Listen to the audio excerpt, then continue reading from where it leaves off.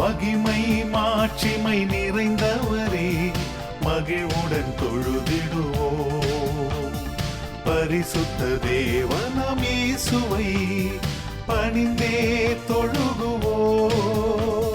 மகிமை மாட்சிமை நிறைந்தவரே, மகிழ்வுடன் தொழுதிடுவோம். உன்னத தேவன் நீரே, ஞானம் நிறைந்தவரே. உன்னத தேவன் நீரே, ஞானம் நிறைந்தவரே. முழங்கால் யாவுமே பாரில் மடங்கிடுதே. உயர்ந்தவரே, சிறந்தவரே,